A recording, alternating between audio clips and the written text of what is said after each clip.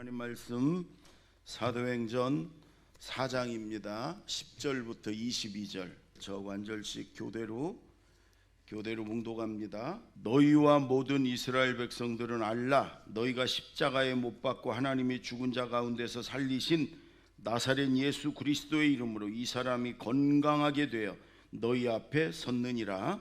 이 예수는 너희 건축자들의 버린 돌로서 집 모퉁이의 머릿돌이 되었느니라.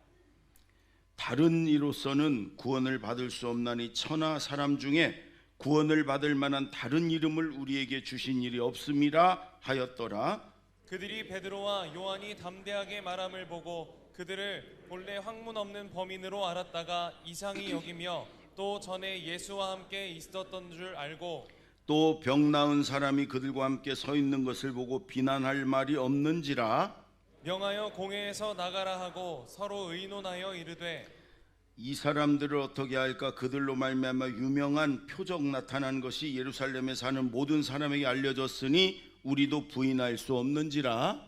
이것이 민간에 더 퍼지지 못하게 그들을 위협하여 이후에는 이 이름으로 아무에게도 말하지 말게 하자 하고 그들을 불러 경고하여 도무지 예수의 이름으로 말하지도 말고 가르치지도 말라 하니 베드로와 요한이 대답하여 이르되 하나님 앞에서 너희의 말을 듣는 것이 하나님 말씀을 듣는 것보다 옳은가 판단하라. 우리는 보고 들은 것을 말하지 아니할 수 없다 하니 관리들이 백성들 때문에 그들을 어떻게 처벌할지 방법을 찾지 못하고 다시 위협하여 놓아주었으니 이는 모든 사람이 그 된 일을 보고 하나님께 영광을 돌림이라. 다 같이 이 표적으로 병 나은 사람은 40여 세나 되었더라. 아멘. 하나님께서 오늘도 우리를 기다리셨고 우리에게 큰 은혜를, 우리에게 필요한 은혜를 풍성하게 부어주실 줄로 믿습니다. 우리가 예수를 믿는다는 것은, 하나님을 믿는다는 것은 또 하나 이렇게 생각할 수 있어요. 하나님이 나를 사랑한다는 걸 내가 받아들이는 거예요. 나를 하나님이 자녀 삼았고 나를 사랑한다. 어느 목사님 설교집에 보니까 이런 얘기가 있어요. 제목이 하나님은 정말 진짜 당신을 사랑하신다 이건데, 어느 집에 아주 비싼 수억 원대의 도자기가 있어요. 이 주인이 아주 자기 생명처럼 아껴요. 그 도자기를 뭐 고려시대인지 어떤지 늘 그걸 보면서 감탄을 하고 아주 좋아하고, 그걸 좀 매일 보느라고 거실에다가 이렇게 탁자 위에다 올려놨어요. 근데 문제는 그 집에 어린 딸이 있어요. 아무거나 만지고 막 그 딸에게 다른 건 다 만져도 되는데 이건 만지면 안 돼. 이건 아빠가 생명처럼 여기는 거야. 이거 깨면 큰일 나. 절대 만지지 마. 절대. 그 절대를 몇 번 하면 만지라는 얘기거든. 그 얘기가 꼬마가 이걸 딸이 만져갖고 깨버렸어요. 바싹 부서졌어. 그럼 어떻게? 도자기는 이미 끝났어. 그러면 딸도 끝인가요? 딸도 포기하는 거예요? 갖다 버려? 그런 부모는 없어요. 도자기가 아무리 비싸도 도자기는 포기할 수 있지만 자식은 포기할 수 없는 거예요. 그렇죠? 왜? 사랑하니까. 뭘로 자식을 대신할 수 있어? 여러분, 하나님이 너희가 악한 자라도 자식에게 좋은 것을 줄 줄 알거든. 하물며 하늘에 계신 너희 아버지께서 그 구하는 자녀에게 좋은 걸 주지 않겠느냐. 하물며 너희가 악한 자라도 자식에게 그러는데 하늘에 계신 너희 아버지가 너희 자녀 삼았는데 너희를 구하는 자에게 좋은 것을 주지 않겠느냐. 내가 비록 하나님 앞에 떳떳하지 못한 게 있고 죄가 있고 내가 부족한 게 많고, 그래도 하나님은 나를 사랑하시고 하나님은 나에게 좋은 것을 주시는 나의 아버지다. 아멘. 그게 믿음의 시작이에요. 하나님은 나를 여전히 정말로 사랑하신다. 아멘. 따라해 보세요. 하나님은 여전히 나를 정말로 사랑하신다. 여러분, 오늘 그 믿음을 가지고 이 말씀을 들으면서 은혜 받는 시간 되기 바랍니다. 12절을 보세요. 12절 다 같이 시작.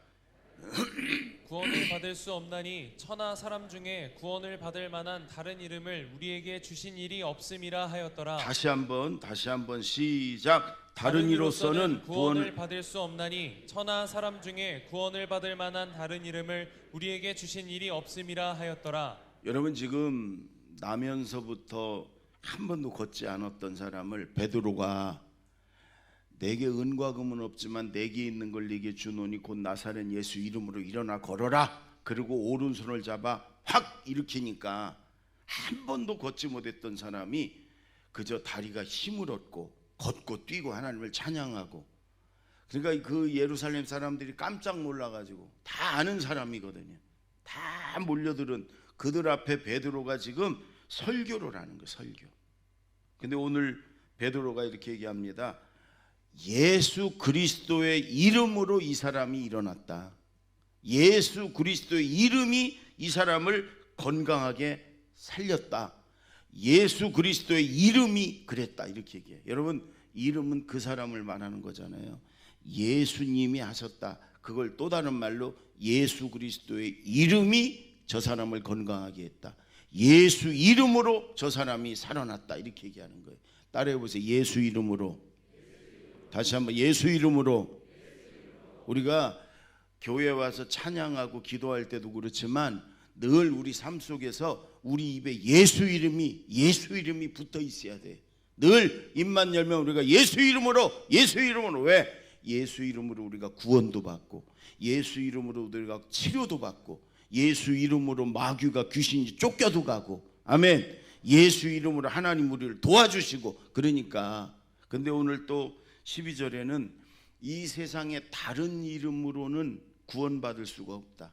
창조주 전능하신 하나님이 예수 이름으로만 우리가 구원받게, 예수 이름으로만 우리가 죄 용서받게, 예수 이름으로만 지옥 안 가고 천국 가게 하셨다.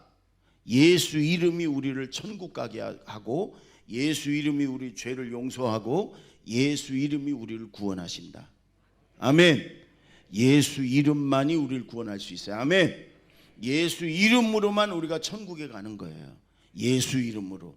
다시 한번 해보세요. 예수 이름으로. 예수 이름으로. 늘 하루 종일 예수 이름으로 여러분 예수 이름을 부르며 사는 저와 여러분이 되길 바랍니다. 왜 그래요? 예수님이 하나님이신 그분이 이 땅에 오셔서 우리의 죄를 다 담당하고 우리의 죄값을 치르고 십자가에서 피 흘려 죽으셨죠. 죄의 값은 사망이니까 예수님이 죽으셨어요. 그 죄값을 치고 죽으신 예수님을 하나님이 다시 3일 만에 부활하시고 살리시고 그리고 다시 하늘로 올리게 하셨어요. 여러분, 이 땅에 어느 누구도 내 죄값을 치르고 죽은 분이 없어요. 오직 예수님만이. 그래서 하나님께서 그 예수 이름에게 하늘과 땅 아래 모든 권세를 다 주셨단 말이에요. 예수 이름이 나를 구원하고, 예수 이름으로 내 죄가 용서받고, 예수 이름으로 내가 지옥 안 가고 천국 가는 줄로 믿습니다. 또한 예수 이름으로 우리가 응답도 받고 치료도 받고, 예수 이름으로 축복도 받고, 예수 이름으로 기적도 경험하고, 예수 이름으로. 그래서 여러분 잘 안 되는 거 있으면 예수 이름으로 기도하는 것도 예수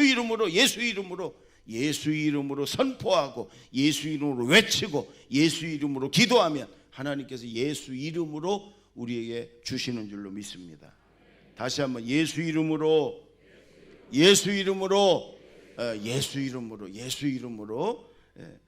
자, 19절을 보세요. 19절 다 같이 시작. 베드로와 요한이 대답하여 이르되 하나님 앞에서 너희의 말을 듣는 것이 하나님의 말씀을 듣는 것보다 옳은가 판단하라. 여러분, 이런 기적이 막 일어나고 이 제자들이 막 이제는 담대하게 예수를 전하고 그러니까 여러분 예루살렘에 예수 믿는 사람들이 막 급속히 퍼져나가는 3,000명이 예수 믿었고, 오늘도 뒤에 보면 5,000명이 또 예수 믿고 막 그러면서 예수 믿는 사람들이 막 퍼져나가요. 그러면 그들을 선동해 가지고 예수님을 십자가에 매달아 죽인 이들이 두려움을 자꾸 갖는 거예요. 그러니까 지금 이 베드로와 요한에게 위협을 하는 거예요. 예수 이름 말하지도 전하지도 말라. 여러분, 그런데 놀라웠게 그 순간에 베드로와 요한이 이렇게 말합니다. 하나님 앞에서 우리가 너희 말을 듣는 것이 옳은지, 우리가 하나님 말씀을 듣는 게 옳은지 너희가 판단해봐. 지금 하나님이 우리를 보고 계시는데, 우리가 지금 하나님 앞에서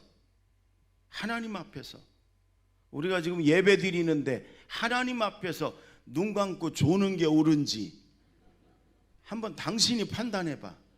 이런 얘기예요. 지금 하나님 앞에서, 여러분 지금 하나님 앞에서 우리가 예배 드리는 거야. 아멘. 하나님 앞에서 너희가 지금 예수 이름 전하지도 말하지도 말라, 그렇지 않으면 너희를 감옥에 가둔다, 너희를 죽인다, 위협하는데 하나님 앞에서 너희가 한번 판단해봐. 우리가 너희 말을 듣는 게 옳은지 하나님 말씀 듣는 게 옳은지. 여러분, 이 믿음의 사람들은 언제나요 이렇게 하나님 앞에서 하나님을 바라보고 생각하고, 여러분 다윗이 늘 그랬잖아요. 늘 하나님 앞에서 하나님께 묻고. 여러분이 이게 경건한 신앙, 좋은 신앙의 사람들은 이 습관이 있어요. 늘 하나님을 생각하고 하나님 앞에서 일주일 내내 하나님 생각 한 번도 안 하다가 교회만 오면 그때서 하나님 생각하는, 그건 좋은 신앙이 아니에요. 늘 하루 종일 하나님 앞에서 하나님을 생각하고 하나님을 바라보고 하나님을 의지하고 하나님을 찬송하고. 늘 다윗은 그래서 시편 16장 8절에 이렇게 얘기합니다. 내가 여호와를 항상 내 앞에 모시며, 내가 하나님을 항상 내 앞에 모시며 그가 내 우편에 계심으로 내가 요동치 아니하리로다. 항상 하나님을 내 앞에 모시고, 그리고 그 하나님이 언제나 내 우편에 계셔서 내가 블레셋 앞에서도, 내가 사울 왕이 죽여도 내가 요동치 않았다, 흔들리지 않았다. 여러분, 언제나 하나님 앞에서, 그걸 이제 헬라어로 코람데오라고 그러잖아요. 코람데오. 언제나 하나님 앞에서 이게 습관이 돼 있는 저와 여러분 되십시다. 언제나 하나님을 생각하고 바라보고 의지하고 하나님 앞에서. 여러분, 우리가 우리 어린 자녀들에게 공부 잘하기를 바라잖아요. 그 공부도 습관이더라고요. 늘 책 읽는 습관. 저희 집에서는 큰 놈 하나가 공부를 좀 해요. 근데 왜 그런가 봤더니 제가 섬에 있을 때 이 아이가 3살 4살 요때쯤에 섬에 갔는데, 섬에는 뭐 놀을 만한 것도 없고 친구도 별로 없고, 그러니까 저도 제 방에서 늘 이렇게 책 읽으면 그 3살 4살짜리가 글씨를 모르니까, 또 애들 책도 없으니까 제 책 아무거나 꺼내가지고 아빠 옆에서 누워가지고 이렇게 그림을 보는 거죠. 그림을. 근데 대전 와서도 마찬가지로 이렇게 책을 가지고 늘 이러니까요, 그렇게 하니까 글씨를 알더라고. 나중에 배우지 않았는데 늘 보면서 이렇게 저한테 물어보고 뭐 그러더니 어릴 때부터 늘 이렇게 책을 가지고 노래니까 그게 습관이 돼. 공부도 습관이구나. 신앙도 습관이고 좋은 습관이고. 어떤 아버지가요, 실제로 있었던 일인데 한 60살 됐는데 집에 화가 나가지고 집에 휘발유 불을 질렀어요. 그래서 경찰서에 끌려갔어요. 왜 그러냐? 화가 나가지고. 뒤늦게 쌍둥이를 낳거든요. 늦은 나이에 아들 쌍둥이를 둘을 낳는데 얘들이 중학교 2학년이에요. 근데 전교생이 500명이에요. 그 학교. 그 옛날 좀 지났으니까 한 학년에. 근데 이 쌍둥이 아들이 한 놈은 499등, 한 놈은 500등. 그 500명 있는데 그것도 쉽지 않아요. 꼴찌에서 바로 위에. 그 성적이 왔대요. 화가 나가지고 그러면서 이러는 거예요. 양 하나만 있었어도 내가 이렇게 안 했다. 옛날에는 수미양가였잖아요. 두 놈이 똑같이 가가가가가가가. 그러니까 그 아버지가 양 두 놈 성적표 중에 양 하나만 있었어도 내가 이렇게는 안 했다는 거예요. 왜 그래요? 책 읽는 습관, 공부하는 습관. 부모들이 책 읽는 모습을 안 보여줬고, 이 습관이에요. 여러분 신앙생활도 마찬가지예요. 기도하는 습관, 날마다 성경 읽는 습관, 무슨 일이 있어도 예배 드리는 습관, 또 늘 하나님을 어렵고 힘든 일이 있으면 하나님 앞에 엎드려 기도하고 기도하는 습관. 이 습관이 여러분 자녀들에게도 그대로 이어지는 거예요. 여러분 하나님 앞에서 늘 우리가 하나님 앞에서 살아가는, 하나님 앞에서 생각하는, 여러분 저는 이런 습관이 좀 있었으면 좋겠어요. 아멘. 늘 하나님 앞에서 늘 예수 이름 부르고, 그러면 하나님이 우리의 삶 속에서 늘 함께 하시고 늘 지켜주시고 늘 축복하시고 그럴 줄로 여러분 믿습니다. 아멘. 20절, 우리 19절 20절 다시 한번, 19절 20절 다 같이 시작. 베드로와 요한이 대답하여 이르되 하나님 앞에서 너희의 말을 듣는 것이 하나님의 말씀을 듣는 것보다 옳은가 판단하라.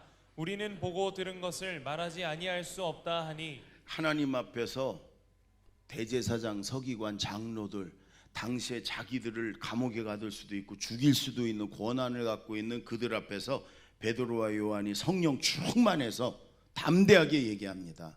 하나님 앞에서 우리가 너희 말을 듣고 예수를 전하고 말하지 않는 게 옳은가, 아니면 하나님 말씀대로 우리가 담대하게 외치는 게 옳은가, 너희가 판단해봐. 그러면서 우리는 보고 들은 것을 말하지 않을 수 없다. 우리는 보고 부활하신 예수님 우리가 봤다, 그분의 음성을 들었다, 우리가 보고 들은 걸 우리가 전하지 않을 수가 없다. 여러분 예수 믿으면서 여러분 보고 들은 게 있습니까? 기도하면서 하나님이 보여주시는 게 있습니까? 들려주신 게 있습니까? 이런 걸 체험이라고 그러죠. 체험, 신령한 체험. 여러분 기도하고요, 신앙생활 열심히 하고요, 예배 잘 드리고요, 하나님 말씀대로 살고요, 그러면 하나님이 이런 체험을 주세요.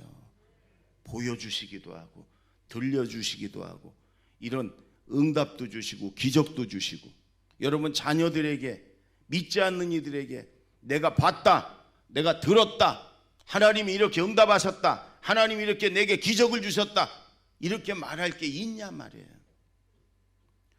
나는 10년을 예수 믿었는데 한 번도 그런 게 없어. 그럼 뭐가 잘못된 거예요? 살아계신 하나님을 믿으면서, 창조주 하나님을 믿으면서, 전능하신 하나님께 기도하면서 아무것도 없다, 그냥 주일날 교회만 왔다 갔다 했지 뭐 하나 없다, 그럼 뭔가 문제가 있는 거예요. 여러분 먼저 우리가 더 열심히 기도하고 예배드리고, 그래서 보고 들은 체험이 있길 바랍니다. 그리고 그 보고 들은 체험을 전하는 자가, 좀 말하는 자가 여러분 되길 바랍니다. 아멘. 자녀들에게도요, 여러분 성경 말씀을 가지고 물론 이렇게 얘기하고 뭐 말하고 그러면 애들이 뭐 어릴 때는 잘 듣고 그래요. 그런데 조금 아이들이 크면은 내가 너를 위해 기도했는데 하나님이 이렇게 말씀하시더라. 이번에 너 시험 본 거 된다고 그러시더라.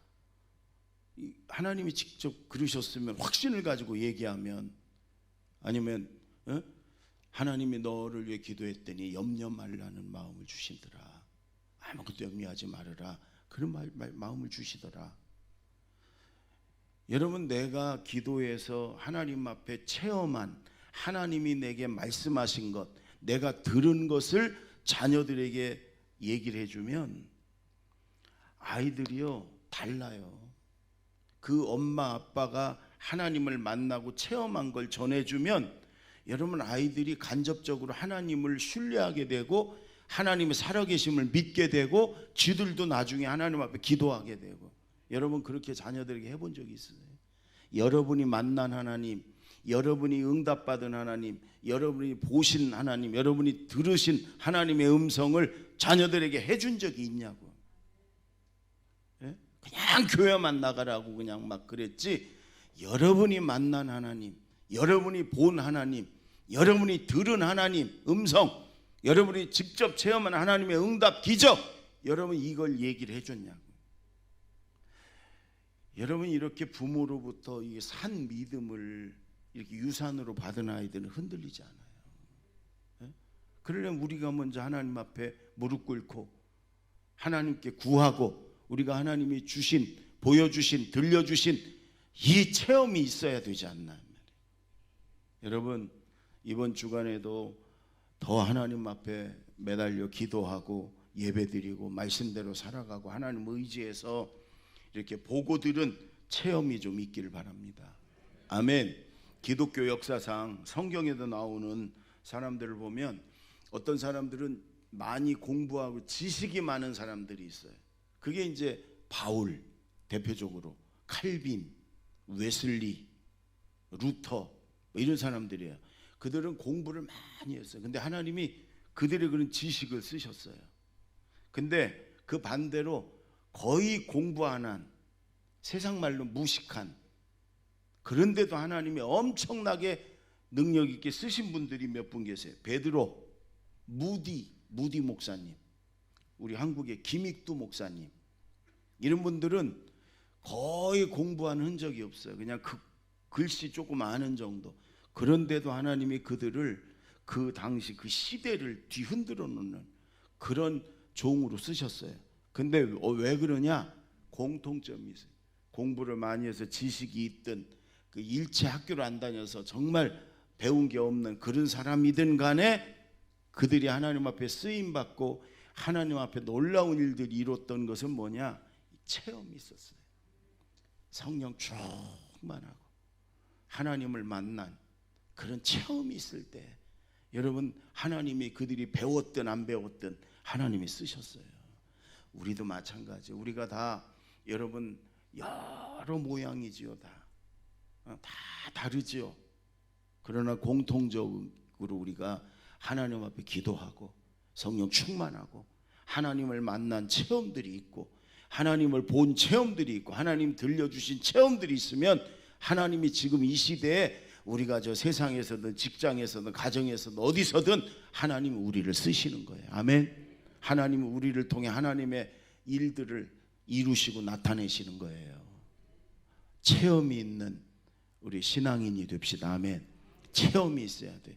기도하고 성령 충만해서 체험이 있는 저와 여러분이 되기를 바랍니다. 제가 한 분 이런 경건한 신앙, 아주 승리하는 신앙 있는 분 소개를 하고 마치려고 그래요. 김영주 판사라고 뭐 몇 년 전에 이런 간증한 게 많이 떠돌더라고요. 여고 2학년 때 여자분이에요. 여고 2학년 때 이렇게 누가 우연히 길거리에서 기도원 성경 있잖아요. 조그만 거 파란 거. 그걸 얻어와 가지고 그걸 그냥 읽어봤어요. 호기심에. 그 시편 150편 호흡이 있는 자마다 여호와를 찬송할지어다. 여기에 꽂혔어. 예수 안 믿었던 학생이에요. 근데 성경 뒤적거리다가 호흡이 있는 자마다 여호와를 찬송할지어다 시편 150편 마지막 6절에 나오는 그게 꽂혔어. 나도 호흡이 있으니까 여호와 하나님 여호와를 찬양해야 되는구나. 그래서 교회를 다녔어요. 근데 처음 갔는데 찬송을 부르는데 막 눈물이 나는 거예요. 그 뭐가 있구나. 그래서 열심히 다녔어요. 그러다 인하대 법대를 들어갔어요. 법대 들어가면서 대학생 되면서부터 사랑부, 그 교회도 우리 교회처럼 장애우 돌보는 사랑부에 들어가서 열심히 봉사를 했어요. 예배도 열심히 참석하고 4학년 때가 됐어요. 그 교회 기도 잘하는, 기도 열심히 하는 두 분에게 내가 뭐를 해야 될지 모르겠다고 기도 부탁을 했더니 그 두 명이 똑같이 한 두세 달 지났는데 똑같이 하나님이 너를 위해 기도하는데 고시 공부하라는 마음을 주셨다. 그러더라는 거예요. 근데 인하대 법대는 그렇게 뭐 인류대가 아니기 때문에 자기 선후배 동료들이 고시 공부하는 사람이 거의 없었대요.